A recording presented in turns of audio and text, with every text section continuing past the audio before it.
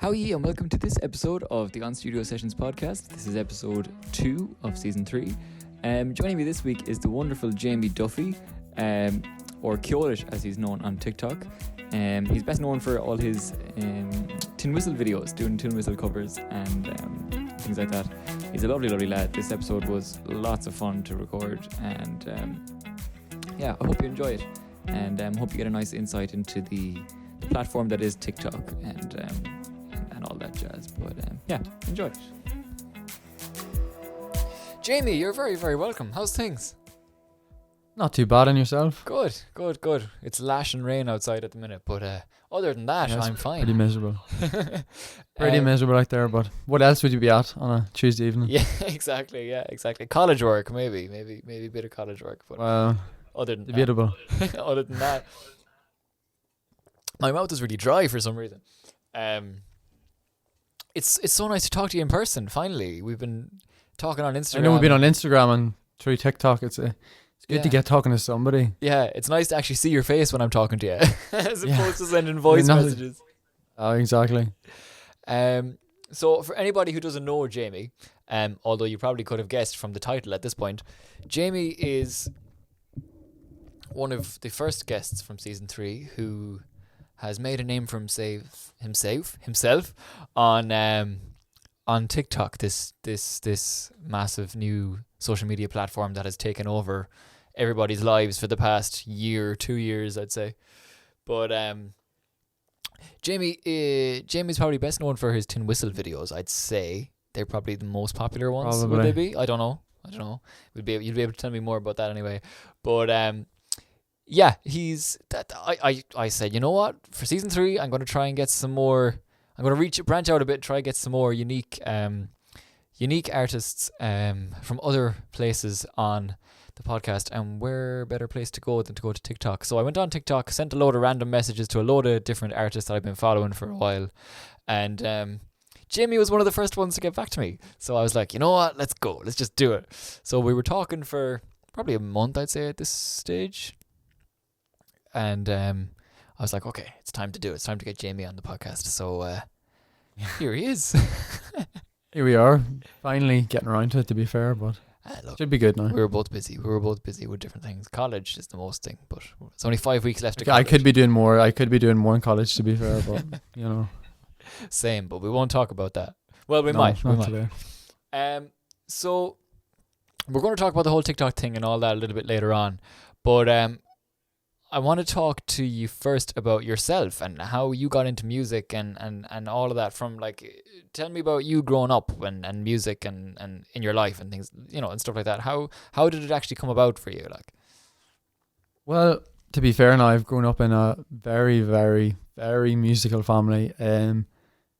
Goes back to my granddad. When they were younger, they had a band. And they would have travelled around Ireland. With the weekends, or we went to London and different things like that, or America. And he's a guitarist, and through that sort of like branched out to like my own mother and my auntie, and then they all had music when they were growing up. So there was no other way around it. It was music or sport, and the answer was pretty clear, to be fair. I didn't really have much of a choice. Yeah, because it was just kind of bet into you nearly. Oh yeah, from God knows what age. We've been playing piano or guitars or whatnot. And are you the only? Have you siblings that play music as well, or are you the only one that's into music? Oh no, there's 4 of us. Me, I'm the oldest, and then there's Ben, Morgan, and Callum, and they all have their own things which they play. Like Ben, he'd do the harp, or Callum would be the guitar, and Morgan hasn't really discovered what he wants to play yet, but I'm sure he'll get there. Cool, that's class. So what was the first instrument then that you started playing? The first instrument was probably the tin whistle, like everybody in Ireland, probably in primary school. Carry polka, bogged in the valley, that type of vibe. But I just really enjoyed it, so I just kept it going, to be fair. Yeah. It's it's something that we all do in primary school, and then you kind of just throw it in the corner and leave it there for the rest of your life. Yeah. Unlike you, obviously, but unlike me, but it can be a shame, like, because you can do so much with it, and you know it's not all about trad music. You know, you can make the tin whistle what you want it to be like. Which is what makes your content on TikTok so special, because it's not just trad. It's a bit different, and I just post what I enjoy playing and what I want to play, and if people like that, well then that's just an added bonus, to be fair. Yeah. So you were into music then all through primary school and stuff like that. Like, what in primary school, was there much music done in primary school apart from the tin whistle, or? Well, I remember my primary teacher. She taught us the tin whistle, but she didn't play the tin whistle. She had like a piano melodica type thing, and it was she played that. But other than that, to be fair, the school that I went to, music wasn't really a massive part of it, which is it's an absolutely brilliant school, but it was kind of sports orientated. So I suppose when I got to secondary school, I kind of, you know, began to work more with the music and do more of what I wanted to do, you know, with the different instruments. Yeah. And was it always instruments? Did you ever sing? No, not really, no. Okay. No, definitely not. Not yet, anyway. Not yet. Like me. But, like me. That's what I say to myself. Yeah, there's time for everything, but well, none of us really sing. My granddad, he's a big singer, and, you know, he sings at mass and all that, you know, and he sang in the band as well. But so he's probably disappointed that we don't sing, but you know, you never know. Yeah, it's singing with me is like, it's a necessity. I sing when I need to, but other than that, I'd much prefer be behind the guitar or behind the keys or something like that, you know. Yeah, no, I'll sing for myself. I'll sing for myself when I'm at the piano, but that won't be going anywhere anytime soon. To be fair. So then moving on to secondary school, then so you didn't sing, so I'm assuming that you weren't involved in the singing aspect of choirs and stuff like that, but you were. No, I that was one of the main parts of secondary school. You know, there's different, you know, things you join, but the choir was always massive. You know, it was great crack, just because I personally am not, you know, Pavarotti. You know, I still enjoyed singing in the choir and, you know, doing the competitions and stuff like that. I think, you know, you have to, if you want to, you know, be a musician and go anywhere. I think it's really important that you involve yourself in everything you can do. Yeah. Just to get a feel for it, like. Yeah. I always found with music in secondary school that it was. I don't want to contradict myself here now, because I said something else about music in secondary school on another episode, but it's what I said in the other episode was that I did, when you go into college, you're kind of able to explore it a little bit more, whereas with secondary school, it's like choir and stuff, but yeah, it's at the same time, it's a great introduction to music. Like, I didn't start playing guitar until I went into secondary school, because I never really thought that guitar was accessible to me until I went into secondary school. And then you meet all these other music, like, for example, trad, right? I never really appreciated trad. I know you're kind of a trad head. I never really appreciated trad until I went into secondary school, and my music teacher, Connie Burke, who's a legend, she started putting these trad instruments in, like, the choir and stuff for mass and stuff. And I was like, oh my God, that's the coolest fucking thing ever, you know? Yeah, you can mix stuff up. Like, you don't have to, you know, it doesn't have to, trad just doesn't have to be trad all the time. You know, you can, when you mix it in with the choir and you mix the different people who do the different things, you know, it can be just, the end product's going to be brilliant, you know. Yeah, that's I suppose that's where trad fusion comes out of. You know, you had some very bright spark who came up with that idea, but yeah, I think music in secondary schools is great for that kind of thing, like discovering elements of music that I suppose you weren't exposed to really, you know, that much. No, that you never had the chance to do in primary school, and now you're going into a whole place of, you know, of people who, and you're going to meet more people who are, you know, more like-minded and who want to do stuff like that. In primary school, you're kind of reserved to what you can do, but if you want to do join the GA team in secondary, go ahead. If you want to do the choir, go ahead. Yeah, you can sort of do whatever you want to do. And I'm lucky to have come from a secondary school that really it was Beach Hill College in Monaghan. It whatever talent that you had or whatever, hobby that you're interested to, there was always a place in the school where you could go to where that would be facilitated, and people would work together with you, and it would just be good fun and just a great learning experience at the same time. Yeah, that's great. And I was the same, to be honest. With my secondary school, it was brilliant. I mean, it's St. Jarlath's College, so I don't know. St. Jarlath's is kind of known around amongst the football secondary schools, because it's like one of the big secondary schools for football, and obviously being known for football, football is a massive part of that school. And so I remember being in primary school and I was like, oh, but I don't like sports, I was like, I don't like sports, so what's it going to be like? And I went in and I just had my world just completely, like, my whole I changed. I remember 100%. Like, I remember in primary school, you had to. I had no choice. Like, you had to do the GAA, and I was going into secondary school thinking, am I going to have to start playing football here? And like, I can't even solo a ball. Like, but like, no, you could do what you wanted to, and nobody's going to force you. And you could do what you were good at as well. Did you ever do musicals in school?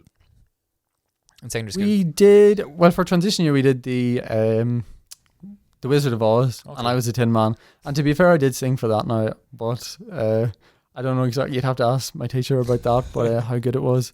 But no, it was class crack, to be fair. And did you ever think about looking more into musical theatre, or was it always did you like had you decided at that point that no, I'm going to be like an instrumentalist or whatever? Oh, probably no.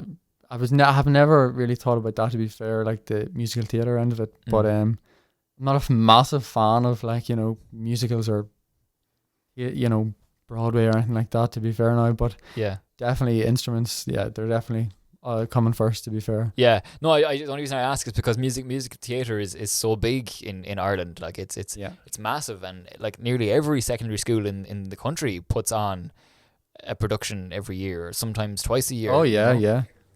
So and they're great, because I would never have sang anywhere if it wasn't for something for that. Like that. I remember I was in Paris or somewhere like that for, I don't know what I was there for.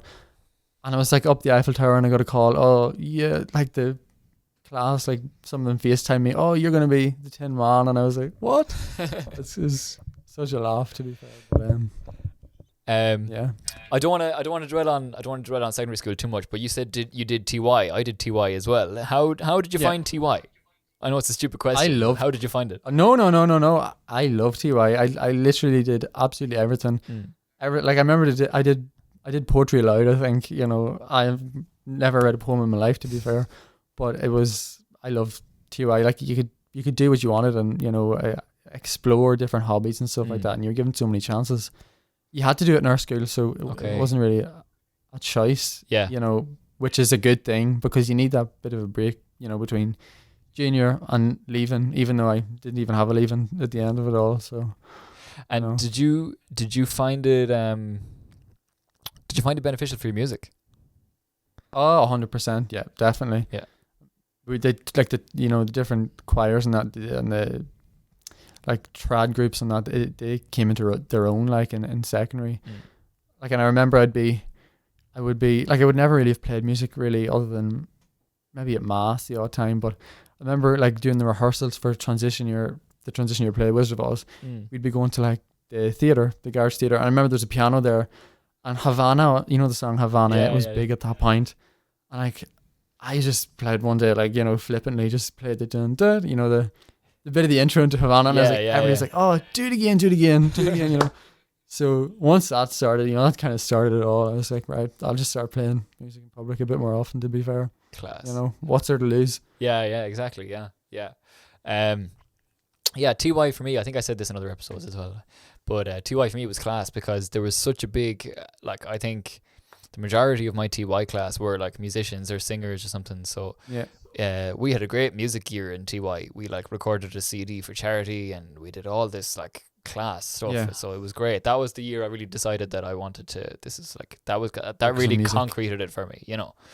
That I was like, this is what I want to do. So it was made it clear. Yeah. You said you never got to do a Leaving Cert. No, like about 60,000 others, last year. How'd you feel about it? I don't know. I'm probably looking back, I got where I wanted to go to. So it worked out for me, but I know it didn't work out for a lot of people. But look at the year that was in it. You know, what could you do? It was a lot of stress, and it would have been a lot of stress if we, you know, it hadn't went ahead in the middle of summer like it was first announced. So can't complain too much. Like, yeah. So one of the questions I asked the guys last week was, what were you doing before the pandemic? But sure, you were studying like a flipping mad thing. I suppose. Yeah. Nothing much now, to be fair. Like now, there wasn't much happening. So then, before I get on to college and stuff, I do want to talk a little bit about the pandemic for you. I don't want to get into TikTok fully yet, but I do want to kind of, how was that for you, like mental health wise and stuff? Like, how did you find it? To be fair, not too bad for me, but I know that's not the case for a lot of people. You know, the past few months have been, though, you know, have been more difficult, you could say, not just for me, and I know not just for me, but for everybody. Like, we're really just getting, you know, you know, it's getting really tough now. Because it's been a whole year of your life. Like, where has it gone? You know, it's disappeared really. But no, I'm lucky enough to have TikTok landed, I suppose, at the right time as well. You know, give me something to do. But I can't complain. Like, there's people who are, you know, who in much worse, you know, scenarios than me. So I'm lucky to live in the country, and I could have went for the walks, you know, through the village or whatever. So same as myself. In that sense, I was very lucky. Yeah. And obviously music played a huge part in keeping you sane during all that. I know that's it, and it's a big thing these days, music therapy. Like, and you don't think of it, like, but even if you have whatever an instrument, you can go sit down at the piano, whatever, and learn a song, and you know, you have something to do, like, and it's productive as well, and it is good, very good for your mental health. And I think as a musician myself, I find that, and again, I said this before, I feel like I'm repeating myself, but it's because we're still in a flipping lockdown. It was this whole podcast was all recorded during lockdowns, but so I feel as a musician there was this onus on you to be productive the whole time. You know, you felt you had to be doing stuff, and then it almost for me anyway, it pushed me away from music for a good few months. I just couldn't look at it, like, you know. And it's only recently when, like, I sat down and started playing the piano that I've been like, you know what, this works. You've missed this, like. Yeah, and it does. It de-stresses, and it does, because it's like a musician's thing. There's a connection between you and your instrument, and it's being able to kind of, for me, it was kind of finding that connection again so that I could actually enjoy doing something that I enjoyed doing before, you know. Oh, 100%. It's just so relaxing, and, you know, it's great to have. And even I seen Brezzy from, you know, The Voice. He was he did the thing over lockdown where he sent out ukuleles, hundreds of ukuleles to people to get them to start learning the ukulele, and then they put together a video. So that's just, you know, he recognized that, you know, people and music and lockdown goes together very well. Yeah. Anyway, that's enough of morbid talk, but I do feel I had to bring it up because I think music and mental health after this is all over are going to go hand in hand. I just have a very strange feeling, so keep your eyes peeled for that there's going to be a lot going on between music and mental health when this is all over. There's going to be a very strong little link there.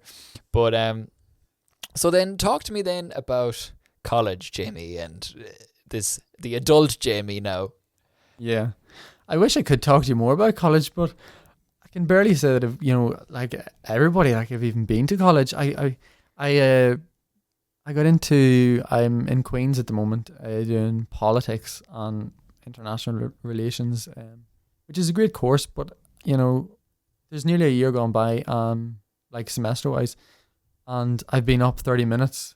Like, I got on campus for 30 minutes, which it's not how I thought first year college would go, but it certainly went anyway. Yeah. In some regards. And obviously, like it's not the dream. Like it's not like, you know, before you went to college you would have been thinking, oh my god, this is going to be class, you know, it's like what you see in the movies, you know what I mean? It's like these. Yeah, but in reality now this year it's nothing. Yeah, and it's been taken away from you, like, you know. It's staring at Teams calls and, you know, notifications on Canvas, and, you know, and there's still, the workload is probably the same, so, you know, we're putting you know, the same amount of work in, but you're not getting anything back out of college. You're not, you know, really, you know, like you would normally be getting, because there's no experience there. Like, there's no experience. No. Yeah, it's a tough one. It's a tough one. Like, from my own experience, because I was online myself, at the start I was like, you know what, this is cool. I can actually get to like this. This is really, really cool. And then the more I kind of progressed with the course that I'm doing, it's not the same. Like, it just didn't feel the same. Yeah. Especially, you just feel detached. Like, huh? You just feel detached from the course and like the college. Like, you know, it's especially, it's a bit of a shame, really. But there's no way around it. Like, you know, there isn't. It had to be done. Yeah, there isn't. Like, for a course like that I'm doing that's so practical, like, you know, it's I'm doing live sound, so it involves you know, being there and doing it, you know, having to move that online and stuff. It kind of, it makes you, it detaches you from it, like you said, it detaches you from the whole experience, and it's just 100%. I don't know. I'm looking forward to next year. That's all I can say. Hopefully next year will be better. Yeah, like, my degree's only 3 years, so only really have 2 years left. But sure, look, that's what it is. But they'll be the best 2 years of your life, I promise. Oh well, here's hoping anyway. Like, I was gonna say, I'm ready for summer now. Like, I'm ready for, because I'm just, at this point I'm just done with the whole online thing. I'm just like, yeah, I'm ready for summer now. Yeah, it's a struggle to get an essay in, like, or watch a lecture these days. To be fair, like, you know, I think everybody's a little bit fed up at this point with online college. It's just a bit draining, but yeah. Anyway, hopefully next year it'll be better. But yeah, so anyway, I'm ready for the whole. I'm ready for summer. I'm ready to just I just want time to do my own thing now at this point. You know. Oh yeah, no, I get you. But apart from college, are you doing anything else? Are you working? What are you at? Well, I did. I was working, obviously before the pandemic, and it's in hospitality. I play piano in Castle Leslie, which is basically next door, so it's a pretty handy job, and I absolutely love the job, to be fair. But again, COVID has kind of knocked that on the head, and like anybody works in hospitality or hotels or anything like that. But I started there maybe, I think 2 years ago now, and it's given me so many opportunities. Like, it's brilliant. I've met so many, like, you know, you talk about networking, like, I've met so many people, and it has been brilliant. Yeah. What sort of, like, is it like classical, like just kind of background music stuff, or is it like can people go up and request stuff?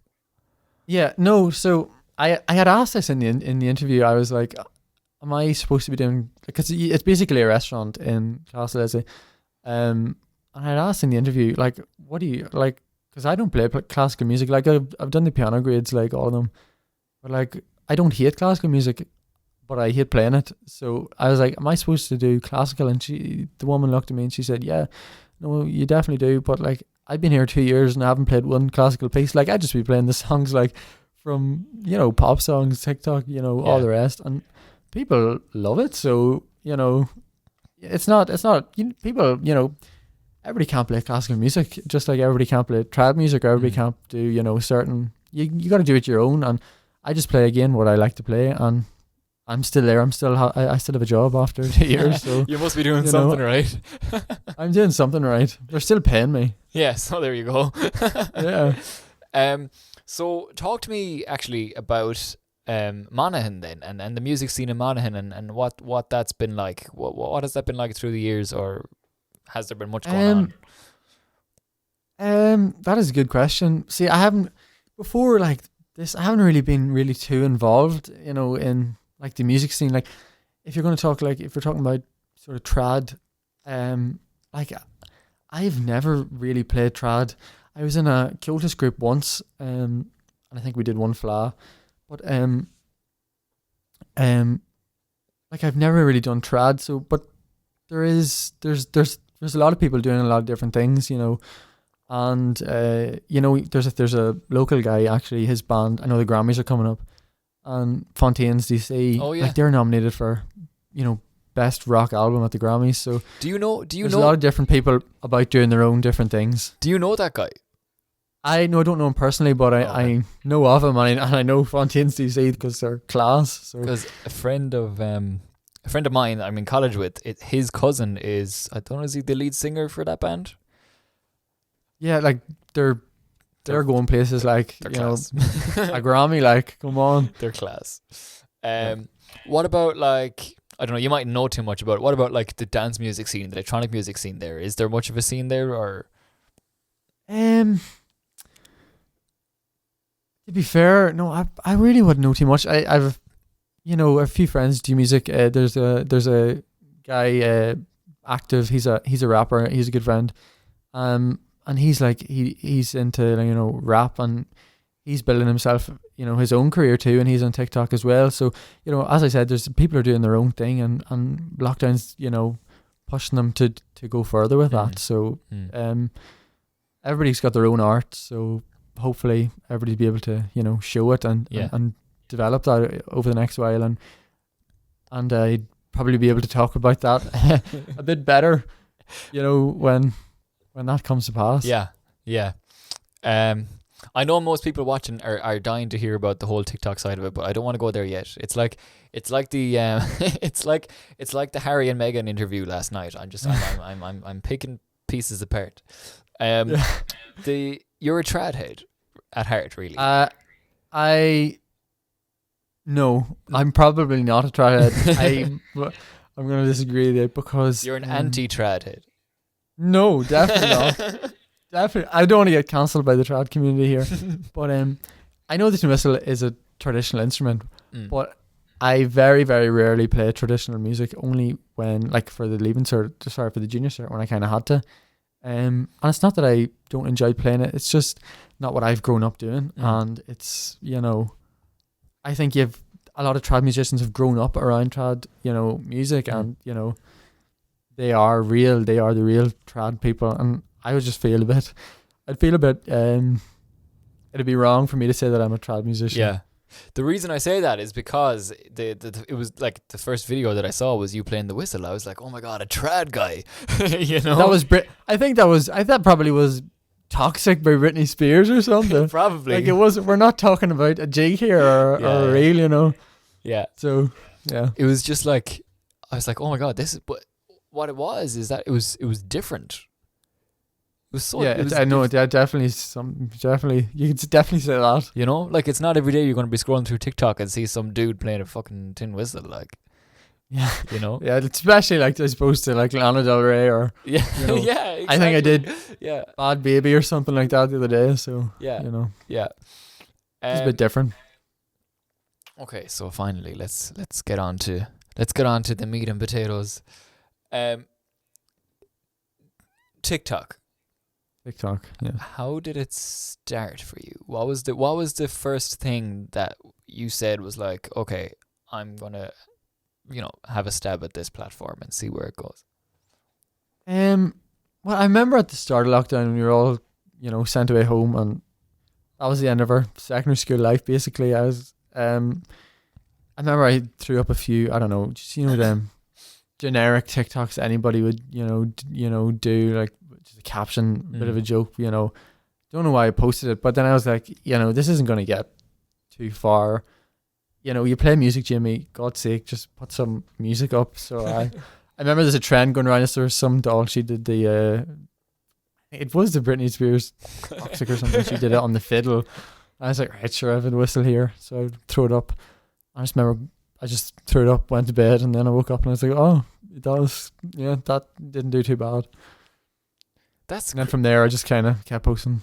Yeah. That's crazy. So so you just literally just decided it's like, fuck it, I'm just gonna throw up a video. Like it wasn't like there was no other thought around it other than I'll do it for the crack. Like That was basically it. I said, right, I'll do this for the laugh.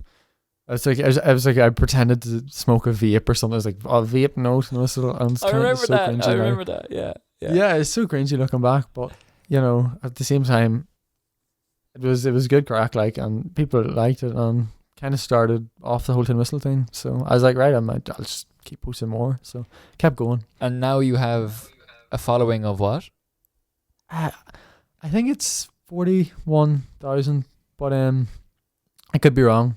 I haven't been on TikTok in a while, to be fair. So and likes and views and all that are just through the roof, like. No, that's interesting though. Like, I think there's 1.4 million likes or something like that, which is crazy to me because it's a tin whistle, like, and these people are, from wherever are seeing that, but it doesn't really matter how many followers you have. It's you could have 100,000 followers, and your videos always aren't going to do brilliant, or they're not going to get on the For You page, or they're not going to blow up, or thousands of people aren't going to see them. So it's TikTok, the algorithm, it kind of can mess with your head if you let it get to you. And I think as a musician, if you let that get to you, if you think, oh, I posted this to cover and it got, I don't know, 100 likes, 15 likes, whatever, it must not be good. But that's so not true. There's so many, ridiculously talented Irish musicians on TikTok who don't get the credit they deserve, or they're, underappreciated and, in followings and stuff like that. But they're still, again, ridiculously talented. And it's just the way the algorithm works. It can just not always work for us. Like, yeah, it's so, like, again, it's a social media platform, so it's like there's actually, before I go on, for the mammies and the adults that are watching, can you explain what TikTok is for people who actually don't know what it is? Oh God, it's basically like a mini YouTube where you're only able to watch 60 seconds, 15 seconds, or however long, and you just keep scrolling through and stay on the app for about 7 hours at a time. I was gonna say waste 5 hours of your life scrolling. Yeah, basically. Yeah, it's social media. It's a social media platform full of videos, and you just scroll your life away.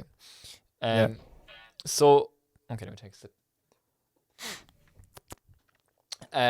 So, what I was getting at is that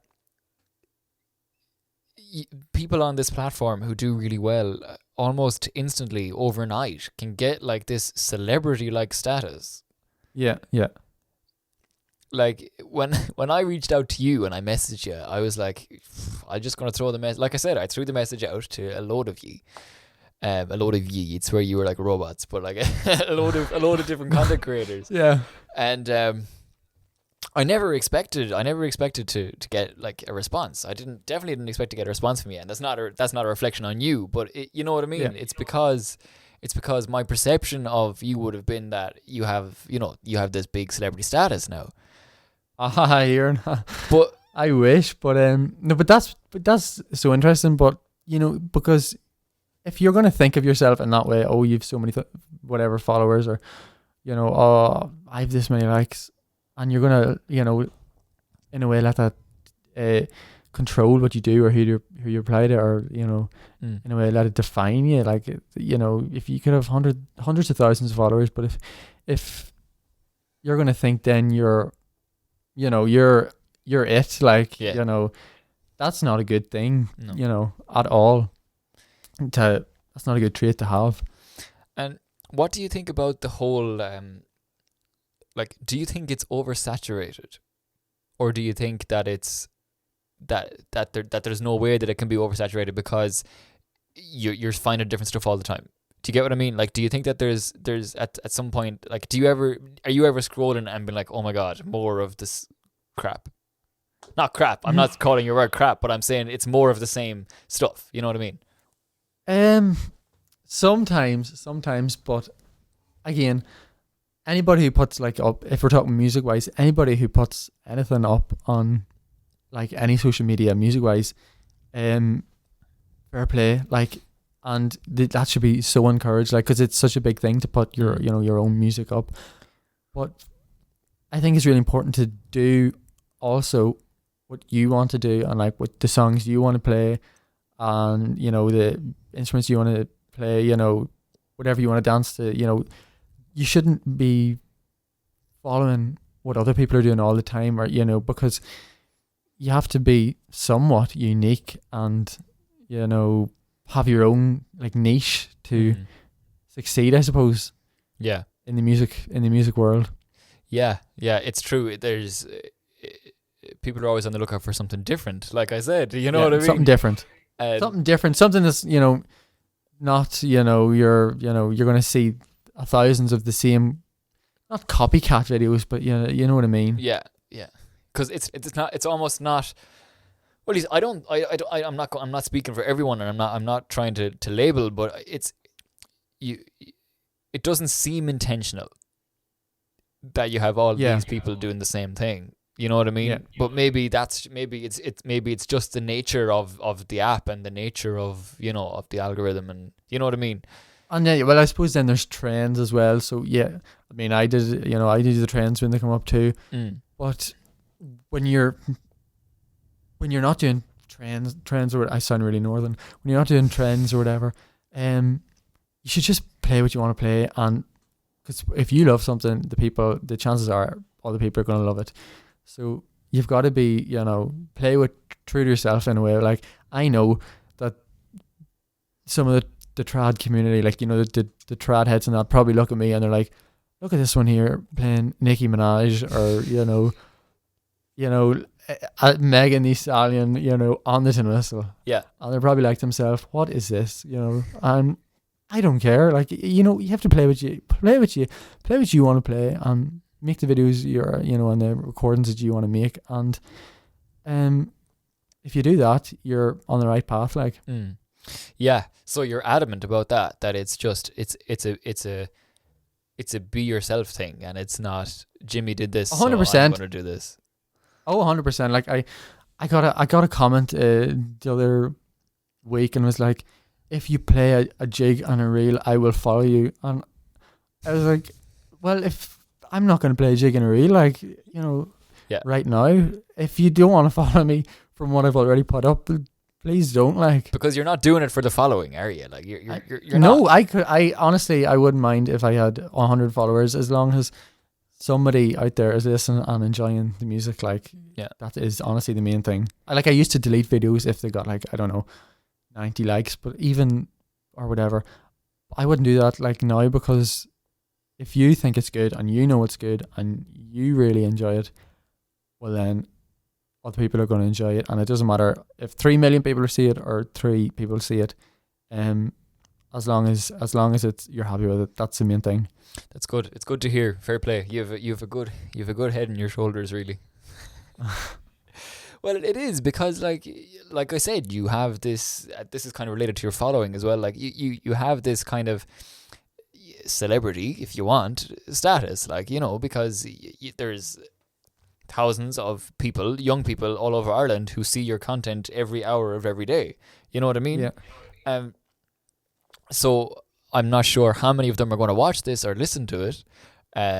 But I think that to hear you actually say that it's not about the follows. It's not about, you know what I mean? Oh, it's really not about the follows. Like, that is honestly so important. Like, honestly, if you're a musician, you shouldn't think that you want to become a TikToker or whatever. Like, I would never call myself a TikToker. I'm just a musician who happens to post music on that particular social media platform, and some people want to follow me, and that is an added bonus, and fair play, and thank you to them. That, but I would never, I would maybe have in the past gotten stressed about it, but like now, I couldn't care if 20,000 people unfollowed me, but as long as I'm happy with the music, that is my, the end goal. So let's say then you have whatever amount of followers it is, they are. This is kind of not controversial, but it's another way of looking at it. It's another way you kind of have to look at it. They are your fans essentially, right? Possibly. How many of those are they just fans because it's easy to view it? You know what I mean? Yeah. Like if you organized a world tour, or at least a tour of the country. Well, let's keep it small for now. If you organized a tour of the country, how many of those people are genuine fans? You know what I mean? Like, no. This is that is very valid, because you have one viral video, and I mean really viral or whatever, and all these people follow you, and then they'll never look at your stuff again, or they'll never like a video again, and they just happen to be there at that particular point at that particular day and see that particular video. You know, how many of them are as you said, gonna constantly support? That is a big thing for musicians and that. So it is a very interesting question, and I couldn't give you a number, but I don't really know how to answer it. I'm not trying to knock your confidence or anything like that, but it's I completely get what you mean. 100%. It's a question that has to be asked, because people. This is probably the most in depth I've ever gone about TikTok with anybody. But people like yourself will go on this platform, and all of a sudden, unknowns to themselves, they could get a massive following overnight. Yeah. And this just goes straight up here. You know what I mean? Oh yeah. And then they think they have this massive. They have this massive following, but do they have that massive following? Like if they were to run a concert or to release an album, or how many of those people really are genuinely going to buy that? And you're almost giving yourself a false sense of hope or a false sense of security. You can't let the numbers basically speak for themselves, and basically make you think, all right, here, look at 300, 500, 700,000 people follow me. This is it. Sure, I've made it now. Like that.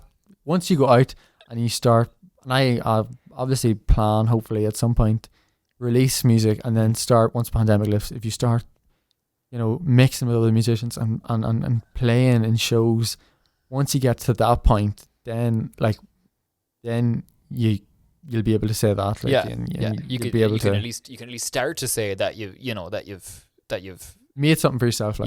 Yeah. Even though people who put themselves out there and who put themselves on TikTok, and like myself, have got somewhat of a follower, that is very, I suppose, respectable and fair play, but you just have to be very careful. And it is quite deep. It's not deep. It's quite interesting. I had a video, and it got on, I think, a Turkish lad Bible type thing, and all these Turkish people started following me, and then I never posted any music on my Instagram, and then they all unfollowed me. So I was like, it's always up and down, and you just gotta keep going. And I suppose the pandemic will show, when it's over, where the musicians, where they're going to end up, and who's going to go where type thing, and Yeah. So I just want to make a point that, and I've said this in numerous episodes, and I said it with the lads last week as well.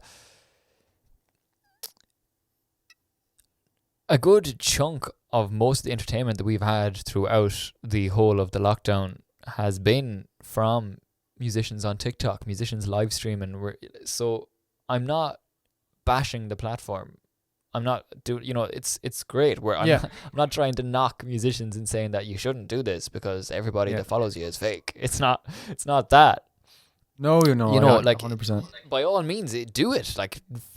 Fucking do it. Put yourself out there, because it's brilliant. Yeah. Oh yeah. It's it's not that there's no there is no negatives really on the offset to it, other than you might break your confidence a bit. But other than that, if you're passionate about something and you want to share it with people, then 100% do That is the place to do it. Yeah, that is definitely the place to do it right now. Yeah, and don't let anybody tell you otherwise, because they're just mean people. Basically, what I want to get at is like I said, musicians provided a good chunk of the entertainment to people throughout the whole lockdown. And you had all these people tuning in on live streams and tuning in and, and liking and sharing and, and the platform got saturated for a while, but it's kind of settling down again now. But it got saturated. That was grand. That's fine. But my question is, and my worry is that all of these artists who've got all these likes, all these follows, all these shares, when they come out and they start, because gigs, like I said, gigs are going to be huge after this, like massive. Yeah, big time. Like small artists are going to be gigging in pubs, and I'm sorry, but you can't like an artist's video and be commenting and be sharing and then not go and see them live. After all of this, like that, I don't think that's fair. Like, you know what I mean? Like, no, I 100% get you. And even for the artists, like even like if me or any other musicians with TikTok, like you can take as many recordings as you want and edit whatever you want. But when it comes to gigs after lockdown, it'll be interesting to see how they go. Like even for me, like if I TikTok is a great starting goal, but like it's not exactly where like there's bigger things to do after the pandemic and to work on and I'm excited for that. Yeah. So another thing as well that's relevant to gigs is what drives me up the wall. I was actually talking about this with one of my lecturers today. People don't experience gigs anymore. Yeah. Like as in, you'll go to the gig, but you'll stand there like this for the whole gig. Yeah. And so you don't experience the gig at the gig. You experience the gig at home when you get home on your phone with crappy sound and crappy visuals and that one guy who walks right in front of you and spills his pint all over you. You know what I mean? 100%, yeah. I think when things come back, people need to enjoy things for what they are, and I think they will, because I think people have grown a new appreciation for arts and for music and stuff like that over the lockdown. Yeah. But definitely this crack of watching the gig through your phone needs to stop. Like I know. I was watching I think it was a DJ set or some DJ or something on YouTube there the other night, and everyone, I nearly put it in the comments. It was like everybody. It was a sea of phones. Everyone was like, the music is so good in the comments. And I was like, I didn't post it, but I was like, it's a pity about the sea of phones. Yeah, just yeah. Yes, like you're not going to be there in the moment. Like when you're gonna sit there, with the phone out, like type thing. So my question is then, does that relating back to TikTok and stuff, do we? Is there a genuine appreciation there for those people who post stuff on TikTok and on social media, or is it just it's there, fair play to you, I'll give that a like, fair play to you? I think that depends on who's viewing. Basically, like there'll be people who scroll past any musician, and there'll be people who, would drop even like a hate, not even a hate comment, like it's just something negative.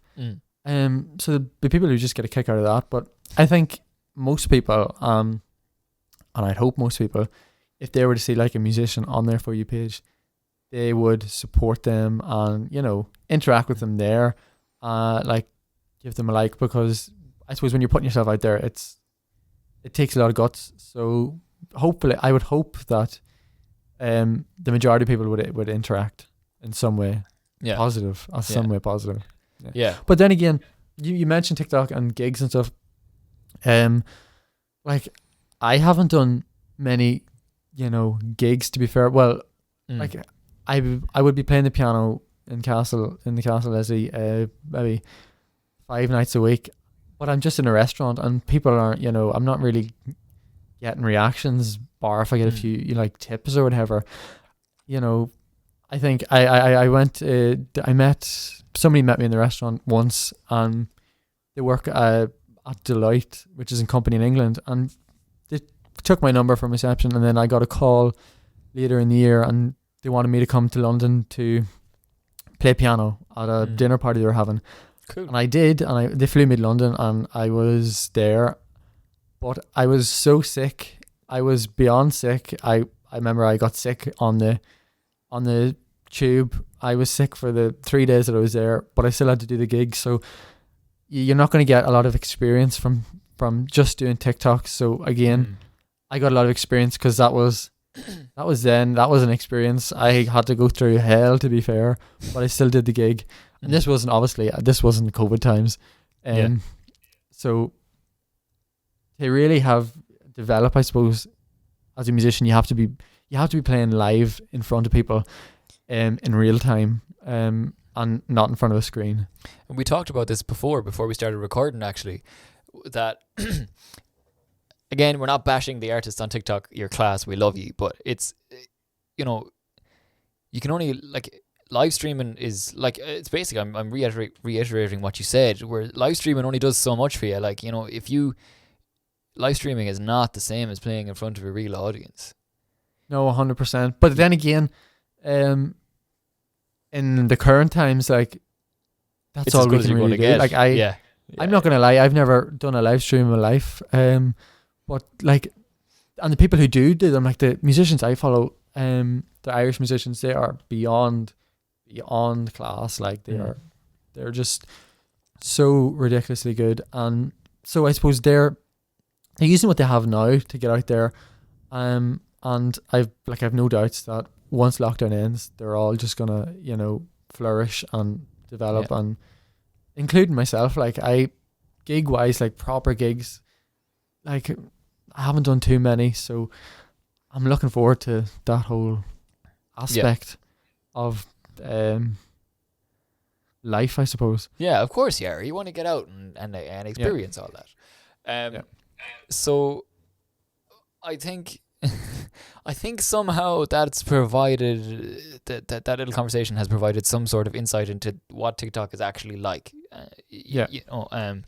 Like it's grand to be sitting there scrolling for 5 hours, but it's so nice and refreshing to hear it from someone like yourself who's on the other end of it. You know what I mean? It's cool to have that experience, and to have that knowledge that you can pass on to people who will be up and coming on the platform and stuff like that. But if you're, I would say though, if you're at all, into music and playing music, whatever, go for it. Just put the video up, do that cover, because you never know where that's going to end up, or that might start something for you, or it's also going to give you confidence as well, so I would definitely say, if you're a musician, that TikTok can be an absolutely brilliant place, and I'm thankful that I've had mostly positive experiences on it, to be fair. Basically, the general consensus is that it's a great platform. Enjoy yourself doing it, but just stay humble, people. Stay humble. Yeah, mostly. But and if you're thinking of doing it, just do it, because it can be just a brilliant way to start you off. So, you kind of mentioned it a bit already, but what are your plans then for the future, like in terms of music, in terms of college? What's the story? I don't really know. That is a very interesting question, and I ask myself that a lot as well. See, I have 2 years left of this degree, but one thing I'd really, really love to do would be to start a band. And I'm not on about like a trad band, just like I have the dismissal, but I suppose I really, piano is one of the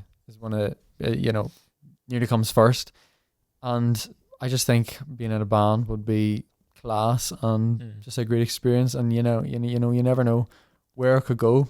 Meet like-minded people, make music, and hope for the best. Yeah. Well, I can tell you, playing in a band is lots of fun. It's lots of fun. It's class. Like what's the coolest part about it is, and I mentioned it earlier, was that whole like, you know, the connection between the artist and the and their instruments and stuff like that. It's when you have like multiple artists so in the one room and you have multiple connections going on, it's just you become so locked into the music. It's just it's hopefully so. it's Hopefully class. we'll get that one day. If you had one thing that you could say to, I asked the guys this last week, to up and coming artists like yourself, what would it be? As I was going to say, because I am on, I suppose in some ways, an up and coming artist, which is kind of weird, but I've said it a few times now during this podcast, but it is just play what you love and do what you love, and don't play music for anybody else, like, or don't shape yourself around what you think other people want you to be like. Wise words. Right, anyway. Wise words. Well, Jamie, it's been an absolute pleasure having you, man. It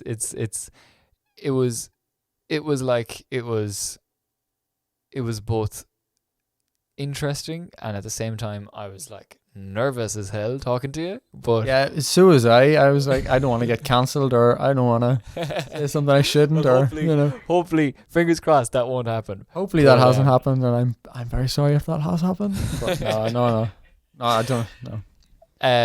It's been a pleasure talking to you, and you're a lovely lad, and I just wish you the best for anything, because you're just so genuine and you're so down to earth that I really think anything you put your hand to will just be magic. So you're too nice. Thank you. Thank you for having me. This is my first podcast, so definitely hopefully first never gonna forget this.